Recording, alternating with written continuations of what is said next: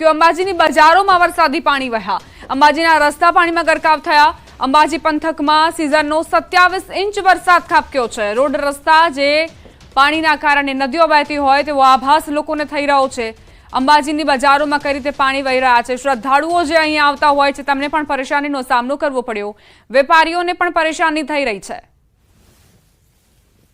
અંબાજી પંથકમાં 24 કલાકના વિરામ બાદ ફરી એકવાર વરસાદે ધડબડાટી બોલાવી છે અને અંબાજીમાં જે કહી શકાય છે કે આજ બપોર બાદ જે વરસાદની શરૂઆત થઈ છે એ ભારેખમ તડકા બાદ વરસાદની ફરી એકવાર શરૂઆત થઈ છે અને હાલ તબક્કે જે રીતે વરસાદ વહી રહ્યા છે તે અંબાજીના બજારોમાં જે છે આપ જોઈ રહ્યા છો કે નદી સ્વરૂપે પાણી વહેતા જોવા મળી રહ્યા છે અને હાલ તબક્કે બજારોમાં પણ છે એ પાણી જોવા મળી રહ્યા છે અને જે દુકાનો છે એ દુકાનના નીચેથી પણ કેટલીક જગ્યાએથી પાણી જોવા મળી રહ્યા છે અને અંબાજીના બજારોમાં જે પાણી ભરાયા છે તેને લઈને જે રાહદારીઓની સંખ્યા છે ક્યાંક ને ક્યાંક બજારોમાં ઘટતી જોવા મળી રહી છે। હાલ તબક્કે કહી શકાય છે કે જે રીતે અંબાજી પંથકમાં જે વરસાદ વરસી રહ્યો છે આ વરસાદને જોતા જે છે અંબાજીમાં કુલ 27 ઇંચ જેટલો વરસાદ હમણાં સુધી પડ્યો છે અને હજી સુધી આ વરસાદ જે છે 50% વરસાદ માનવામાં આવી રહ્યો છે। એટલે કે આ વખતે જે વરસાદ પડ્યો છે ખેતીવાડી માટે સારો અને સોનારૂપી વરસાદ માનવામાં આવી રહ્યો છે। જે ખેડૂતો જે છે આ વરસાદને લઈ ખુશી વ્યક્ત કરી રહ્યા છે। મહેન્દ્ર અગ્રવાલ, ગુજરાતી, અંબાજી।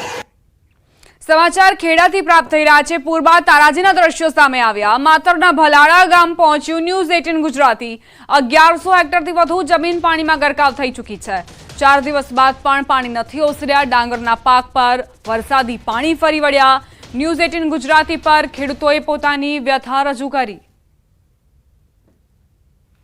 ખેડા જિલ્લામાં ભારે વરસાદ અને ઉપરવસના પાણીના વરસાદના કારણે ઠેર ઠેર હજુ પણ જળબંબાકારની સ્થિતિ છે। હું ઊભો છું તે કોઈ તળાવ નાળું કે નહીં, પરંતુ એક રોડ ઉપર ઊભો છું અને આ પાછળ મારી જોઈ રહ્યા છો એ તમામ જમીનો છે કે જે તમામ જમીન અંદાજિત 8000 થી વધુ હેક્ટર જમીન તમામ પાણીમાં ગરકાવ થઈ ગઈ છે। કહી શકાય કે તમામ જે આ પાક છે તે નિષ્ફળ ગયો છે। આ જગ્યાનો ભલાડા સાયલા રોડ ઉપર ઊભો છું। અહીંના ખેડૂતો પણ આપણી સાથે જોડાયા છે। ખેડૂતો સાથે વાત કરવાનો પ્રયત્ન કરીશું। શું તમારું નામ અને શું પરિસ્થિતિ? દિનેશભાઈ મારું નામ છે। દિનેશભાઈ, જળબંબાકારની સ્થિતિ છે, શું પરિસ્થિતિ? આજની તારીખમાં જે બહારથી અને ઉપરવાસનો જે વરસાદ થયો, ભલાડા ગામે અહીં પાણીનું સ્ટોરેજ થયું છે। આશરે અંદાજે અમારા ગામની 75% જમીન પાણીની અંદર ગરકાવ થઈ ગઈ છે અને સદંતર ડાંગરનો પાક નિષ્ફળ ગયો છે। અંદાજે દિનેશભાઈ કેટલા રૂપિયાનું નુકસાન હશે? અંદાજે આ ઉત્પાદન જો મળવાનું નહીં ત્યાં પછી જો એક ખેતર દીઠ 15,000 રૂપિયાનું ગણીએ, 20,000 ગણીએ તો આજે જે સદંતર જમીન અમારી આટલા ટકા જે અમે દર્શાવી એ પાક એટલે નુકસાન જ છે। દિનેશભાઈ, જે પાણી ફરી વળ્યા છે આ પાણી વરસાદના પાણી છે કે શાના પાણી છે? આ પાણી 1970થી જે અમારા ગામની અંદર બહારથી ડેનેજ લાવ્યા ત્યાર પછીની આ પરિસ્થિતિ પાણી સ્ટોરેજ થાય છે અને પાણી જવાની જે જગ્યા છે એ થોડી સાંકડી છે એટલે પાણી સ્ટોરેજ થાય છે એટલે પાક પાણી સદંતર બુડમાં જાય। રાજકોટના ભાદર 1, ભાદર 2 તથા મીણસાર, બાંટવા ખારો તથા જૂનાગઢના ઉજ્જત સહિતના ડેમોના પાણીનો નિકાલ કુદરતી રીતે વર્ષોથી પોરબંદર જિલ્લાના દરિયામાં થાય છે। પોરબંદર જિલ્લામાં કુલ 5 જગ્યાએથી ઉપરવાસના ડેમોના પાણીનો નિકાલ થાય છે, જેમાં ઘેડના પાતા ગામ, નવી બંદર તથા ટુકડા અને પોરબંદર ખાડી સહિત કુલ 5 જગ્યાઓથી આ પાણી દરિયામાં જઈને ભળે છે। પોરબંદરના નવી બંદર નજીક ઉપરવાસના ડેમોના ધસમસતા પાણીનો પ્રવાહ પ્રચંડ પ્રવાહ હાલમાં વહેતો જોવા મળી રહ્યો છે। ખડખડ વહેતો આ પ્રવાહ આગળ જતા દરિયામાં સમાઈ જાય છે।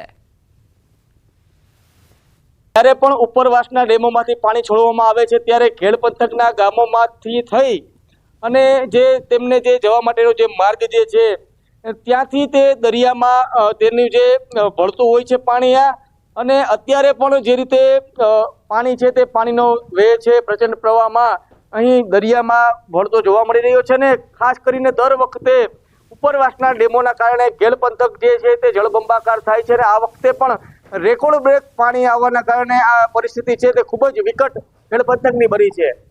પ્રતિશ સિલુ, ન્યૂઝ 18 ગુજરાતી, નવી બંદર, પોરબંદર। સુરતથી સમાચાર। માંડવી ગંગાપુરનો વિડીયો વાયરલ થયો। અંતિમ ક્રિયા માટે સ્મશાને જવા માટે રસ્તો નથી। મૃતદેહને લાકડી સાથે બાંધીને સ્મશાને જવા કાદવ કીચડમાંથી પસાર થવા લોકો મજબૂર છે। ગ્રામજનો રસ્તો બનાવવા માટે સતત માંગ કરી રહ્યા છે। આ ખસ્તા હાલ થઈ ગયા છે માર્ગના, તેના ઉપરથી પસાર થવું પણ મુશ્કેલ છે અને અંતિમ યાત્રા કઈ રીતે કાઢવામાં આવી રહી છે તેનો વિડીયો જુઓ। લાકડા પર આ મૃતદેહ બાંધવામાં આવ્યો છે અને રસ્તા પરથી પસાર કરવા લોકો મજબૂર છે। ગ્રામજનો આ જ રસ્તાનો ઉપયોગ કરવા માટે અહીં મજબૂરી વશ જોવા મળી રહ્યા છે। વારંવાર રજૂઆતો છતાં એ રસ્તા માટે 70 લાખની પણ ગ્રાન્ટ પાસ થઈ, પણ ખાલી પુલ બનાવીને આ લોકોએ મૂકી દીધું છે। ચૂંટણી પહેલાં ખાતમુહૂર્ત કરીને પુલ બનાવીને એટલું છોડી દીધું છે।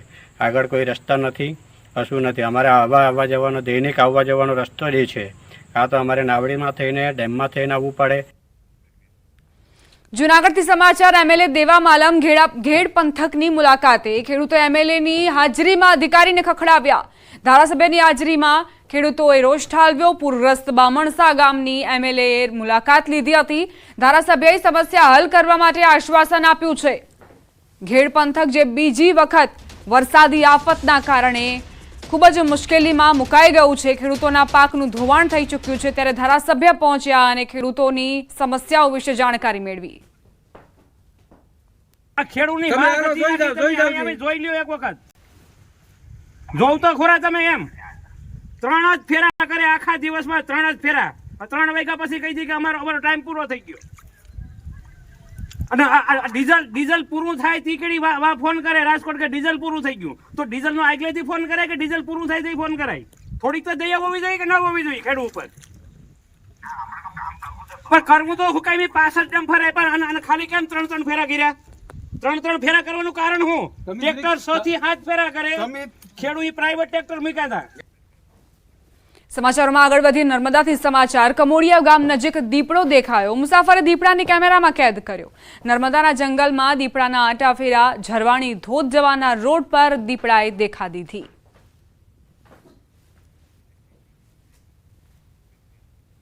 મહેસાણાથી સમાચાર। ઘાસફૂસ અને વેલોથી ઢંકાઈ ગઈ સરકારી સાયકલો। મહેસાણાના કુમાર કન્યા છાત્રાલયમાં સાયકલો પડી રહી છે। 1200 સાયકલોનો જથ્થો થઈ રહ્યો છે ભંગાર। 3 મહિનાથી સાયકલોનો જથ્થો ભંગાર કટાઈ ગયેલી હાલતમાં જોવા મળી રહ્યો છે। સાયકલોના જથ્થાનું આખરે શું કરાશે તે નક્કી જ નથી થતું। સરકાર અને એજન્સી વચ્ચે ક્વોલિટીને લઈને સાયકલો પડી હોવાની પ્રાથમિક માહિતી મળી। સરકારી વિભાગ દ્વારા હજુ સુધી સાયકલો હસ્તગત લેવાઈ નથી। સરસ્વતી સાધના યોજના હેઠળ સાયકલો ધોરણ 9ની વિદ્યાર્થીનીઓને અપાતી હોય છે। સાયકલો વિદ્યાર્થીનીઓને અપાય પહેલા ઉપર ઘાસ ઉગી નીકળ્યું। સમાજ કલ્યાણ વિભાગના અધિકારીઓ આ મુદ્દે કેમેરા સામે કંઈ જ કહેવા માટે તૈયાર નથી। સવાલ એ કે ભંગાર બનેલી સાયકલો માટે આખરે કોને જવાબદાર ગણવા? કોણ અધિકારી તેની જવાબદારી લેશે? કેમ 3 મહિનાથી પ્રશાસન ઊંઘતું રહ્યું? અધિકારીઓને કેમ સમય ન મળ્યો કે તેઓ આ સાયકલો વિદ્યાર્થીનીઓ સુધી પહોંચાડે? કેમ તુરંત સાયકલો પરત ન કરાઈ? જ્યારે તમારે વિતરણ નહોતું કરવાનું તો તુરંત પરત કરવી જોઈએ। હજુ સુધી ક્વોલિટી ચેકને લઈને કેમ આ સાયકલો ભંગાર બની રહી છે? શું ચોપડે દેખાડવા માટે આ કવાયત કરાઈ છે? સરકારના કરોડો રૂપિયા આખરે કેમ વેડફવામાં આવી રહ્યા છે? બીજી તરફ જે વિદ્યાર્થીનીઓ હકદાર હતી આ સાયકલોની, તે તો પગપાળા જવા માટે જ મજબૂર છે કે હવે અધિકારીઓ જવાબ આપવા પણ તૈયાર નથી, મૌન સેવીને બેઠા છે। શું આ આખી પ્રક્રિયા માત્ર ને માત્ર ચોપડે દેખાડવા માટે હાથ ધરવામાં આવી હતી? અનેક સવાલો છે, પરંતુ કોઈ જ જવાબ આપવા તૈયાર નથી। કઈ રીતે અહીં ઘાસ ઉગી નીકળ્યું છે તેની તસવીરો જુઓ। સાયકલો પડી છે અને આજુબાજુમાં જાણે કે વનરાજીએ પોતાનું સામ્રાજ્ય જમાવી લીધું છે। કડી બાદ હવે મહેસાણામાં પણ જે ધોરણ 9ની વિદ્યાર્થીઓને જે સાયકલ આપવામાં આવેલી છે તેનો જે જથ્થો હોય છે તે જોવા મળ્યો છે। ખાસ કરી અંદાજિત 1200 જેટલો જે સાયકલનો જે જથ્થો હોય છે તે અહીંયા જોવા મળ્યો છે। તમે તેની હાલત જોઈ શકો છો કે અહીંયા હજી સુધી વિદ્યાર્થીઓને આ સાયકલ ના પહોંચતા આની જે પરિસ્થિતિ હોય છે તે દયનીય બની છે। તમે જોઈ શકો છો મોટાભાગની જે સાયકલો હોય છે તેમાં કાટ જોવા મળ્યો છે।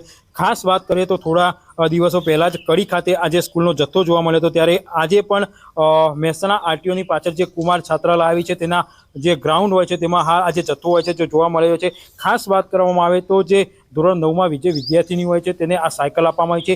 ગરીબ અને મધ્યમ પરિવારની જે દીકરીઓ હોય છે તે સારો અભ્યાસ કરી શકે છે અને આગળ વધી શકે તેને માટે સહાય રૂપે આજે સાયકલો આપવામાં આવતી હોય છે, પરંતુ હાલમાં આજે જથ્થો હોય છે તે અહીંયા જોવા મળી રહ્યો છે। ખાસ વાત કરીએ તો હજી સુધી જે વિદ્યાર્થીઓને સુધી આ સાયકલો પહોંચી નથી। હાલમાં જે સૂત્રો તરફથી માહિતી મળી રહી છે તે પ્રમાણે આ કોન્ટ્રાક્ટર અને જે